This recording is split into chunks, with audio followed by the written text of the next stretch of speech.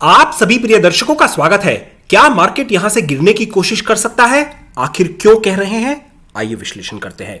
देखिए, stock exchange continuously एक direction में नहीं चल सकता है, ना ही कंटिन्यूअसली ऊपर जा सकता है और ना ही कंटिन्यूअसली नीचे आ सकता है।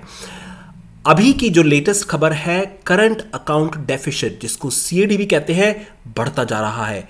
पिछले 9 साल के हाईएस्ट लेवल पर पहुंच गया है। तो करंट अकाउंट डेफिसिट की दो पैरामीटर होते हैं। सबसे पहला एक्सपोर्ट, दूसरा इंपोर्ट। दोनों को जोड़ दिया जाता है तो जो नेट अगर प्लस बने तो सरप्लस हो जाता है करंट अकाउंट में, और अगर माइनस रहे तो वो डेफिसिट कहलाता है। अगर हमारा एक्सपोर्ट, जिसको हम नेगेटिव करते हैं, वो ज्यादा है, जिसको हम पॉजिटिव कहते हैं, वो अगर ज्यादा है तो हमारे पास सरप्लस रहेगा। अगर हम इंपोर्ट, जिसको हम माइनस करते हैं, वो अगर ज्यादा है तो हमारा डेफिसिट रहेगा। तो हमारा इंपोर्ट बढ़ता जा रहा है। पिछले 9 साल के हाईएस्ट लेवल का इंपोर्ट डेफिसिट बन गया है। प्राइमरी रीजन यूक्रेन क्राइसिस की वजह से तेल के भाव बहुत तेजी से बढ़ रहे हैं। देखिए, 65 रुपए कहीं एवरेज हुआ करता था तेल, अब यहां इस क्वार्टर में $100 का एवरेज बना रखा है। यहां पर यह बढ़ने का प्राइमरी रीजन और भी ज्यादा है। 53% के आसपास ऑयल बढ़ गया है, और ऑयल हम काफी ज्यादा इंपोर्ट करते हैं, जिसकी वजह से मार्केट थोड़ा सा नर्वस है यहां पर। अब इतना तगड़ा अकाउंट में अगर है तो देखिए, डेफिसिट इसकी वजह से 23 बिलियन के आसपास है। जीडीपी, ग्रोस डोमेस्टिक प्रोडक्ट का करीब करीब 2.7% हिस्सा हमारा डेफिसिट है। तो काफी हैवी क्वांटिटी है। थोड़ा सावधान रहिएगा मार्केट में। ये 9 साल का हाई होना, इससे पहले जो हाई था वो फाइनेंशियल ईयर 2012 में था, उस टाइम पर 31 बिलियन का था। तो थोड़ा संभल के काम कीजिएगा, ये आपको समझाने की कोशिश करना है यहाँ पर। और दो चीज़ इंपॉर्टेंट है, जो कि हायर ऑयल प्राइस की वजह से हमारा जो है एक्सपोर्ट तो उतना ही रहा है, पर इंपोर्ट बढ़ता जा रहा है। साथ साथ में और coal, natural gas, edible oils and gold और अदर मेटल सेक्टर्स की वजह से इसमें डेफिसिट तेजी से बढ़ रहा है। ये चैलेंज है हमारे हिसाब से। अब जीएसटी भी बहुत अच्छा है, तो दूसरी खबर पॉजिटिव यह है कि जीएसटी हमारा पिछले सारे क्वार्टर्स का सबसे ज्यादा से सब महीनों का सबसे ज्यादा जीएसटी आया है। तो दोनों की समीक्षा करेंगे तो क्या होना चाहिए, इसकी कुछ हम विश्लेषण करेंगे। जीएसटी को अगर देखें तो 1.4 लाख करोड़ जीएसटी आया है, जो कि 6.8% ज्यादा है पिछले महीने से। यहां पर सेंटर का जीएसटी 25, स्टेट का जीएसटी 32 और इंटीग्रेटेड जीएसटी 74 करोड़ के अप्रॉक्सीमेटली है यहां पर। तो आइए जरा चलकर देखते हैं क्या हमारी मार्केट सिचुएशन बन रही है।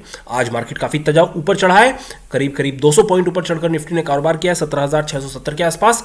और यहां पर अगर हम कुछ स्टॉक्स लेके आए, आपके लिए थोड़ा समझने की कोशिश कीजिएगा इस बात को, तो मेटल सेक्टर एक की सेक्टर होता है जो इकोनॉमिक कंडीशन बताता है। अगर टाटा स्टील को देखा जाए, मेटल स्टॉक का दिग्गज है। देखिए, इसका 52 वीक हाई है 1534 के आसपास। अभी ये 1310 के आसपास कारोबार कर रहा है, और यहां पर इसका लो था 790। तो ये 52 वीक हाई के पास नहीं है अपना। तो समझिए, मेटल अभी यहां पर पूरी तरह से इसमें पार्टिसिपेट नहीं कर रहे हैं। कुछ रीजन होगा जिसकी वजह से पार्टिसिपेट नहीं कर पा रहे हैं। दूसरा स्टॉक जेएसडब्ल्यू स्टील सेक्टर का है, और ये तो एक्चुअली अपने 52 वीक लो के पास है। देखिए, 283 कंपेयर टू जो इसका भाव है 285, जो इसका हाई बना था 299 के आसपास। तो काफी नैरो रेंज में काम किया है, बट ये अपने 52 वीक लो के पास है यहां पर।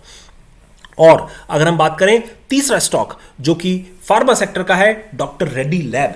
डॉक्टर रेड्डी लैब्स भी अपने ये ऑलमोस्ट लो लेवल पर है, 4,200 के आसपास ट्रेड कर रहा है। जो इसका लो है 3,600 के आसपास, और जो हाई है 5,600 के आसपास। तो ये तीनों स्टॉक जो आपको एक तरह से मेटल सेक्टर और फार्मा सेक्टर का इंडिकेशन बताते हैं।